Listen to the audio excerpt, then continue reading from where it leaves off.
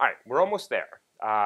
What did we leave off at? So we left off with a weighted quadratic error function.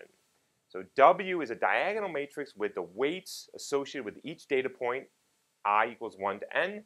This is the same old quadratic error function that we did for least squares. Now we have inside of here a weighted deltas vector norm square. And so it's still a paraboloid. That's clear because nothing has really changed here. It's just a different sort of vector inside. And so now we've got to sort of turn the crank and see if we can minimize it. All right, let's bring that W inside. So this is just a matrix times, well, that's a vector and that's a vector, so that's fine. So W xu, that's this term, minus wy. Good. Let's differentiate this. All right, so the 2 still comes out. Of course, I'm differentiating with respect to the unknown u. That hasn't changed. The 2 comes outside. We know that. And now, well, let's see. That doesn't depend on u, that does. So I've got this matrix here, just a quantity, the product of 2 matrices. And what you should know, what do I have to do, by the way? I have to bring that out, and I have to transpose it. But the way you transpose the product of a matrix is you have to reverse the matrices. It just comes out of the linear algebraic matrix multiplication. So I've got the product of a matrix where I transpose, which is x transpose w transpose, good. And then it's the whole thing on the inside the same to the power 1. So this term here and this term here are the same, and of course the power goes to 1.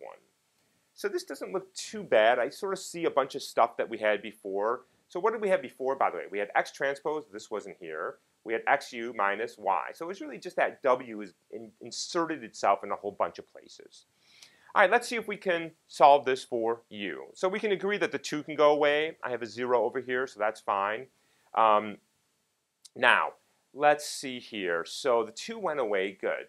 Let's see. So let's bring in this. This is just a matrix times a vector and a vector. Yeah.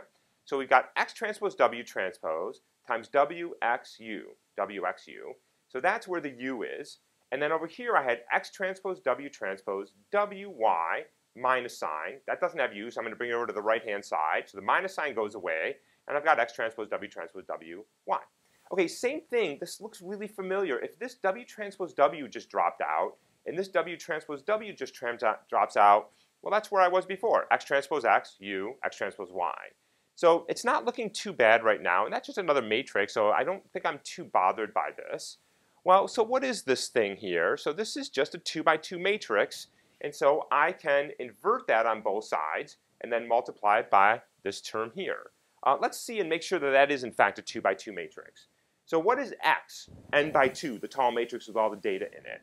What is n? It's a diagonal matrix. What's a diagonal matrix times, in fact, what's a square matrix times a square matrix? It's a square matrix. So w transpose w is still n by n. And this, of course, is the transpose of this, so that's 2 by n. So 2 by n by n, n by 2. Okay, all the values match up, and then the result is a 2 by 2. Good, there's a little 2 by 2 matrix we're going to invert. This again is 2 by n by n, and n by 1. So that's a 2 by 1. So I've got 2 by 2, 2 by 1. The whole thing is a 2 by 1, which of course is the slope and the intercept associated with the unknown u. And that's it. We're home. We're done. Pack in the matrix there, and you've got weighted least squares. Now, let's just simplify the notation here. There's a little clumsy lugging around w transpose w. First of all, ask yourself, if this is a diagonal matrix, what is the transpose of a diagonal matrix? What does transpose mean? You switch the rows and the columns. Well, if all the values are on the diagonal, nothing changes here. So w transpose is w. And I'm going to denote w2, subscript 2, as just the square of all of the values of the weights on the diagonal. So if I multiply a diagonal matrix times a diagonal matrix, I'm just squaring all the elements on the diagonal. If you don't see that, go ahead and write that out for a little 3 by 3 matrix and you'll see it. So I'm going to use the W2 notation to just mean the square of the weights on the diagonal matrix, and you can now just see that it simplifies a little bit. Now, so there it is right there, your diagonal matrix. Now I've been saying that weighted least squares is a generalization of least squares, and let's make sure that I'm right about that. So what happens if w sub I is equal to 1 for all I?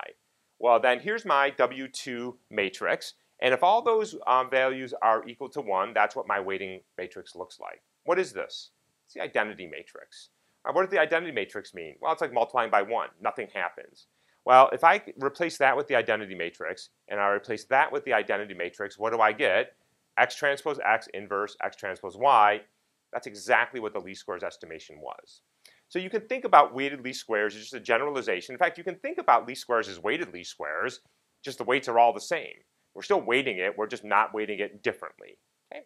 So that's it for weighted least squares. The nice thing is that by simply writing out a slightly different quadratic error function, we can now treat the data points differently for whatever reason that you may want. You trust certain data points more, you care about certain regions in your domain more than others. And again, we've seen that how the least squares and the weighted least squares are related.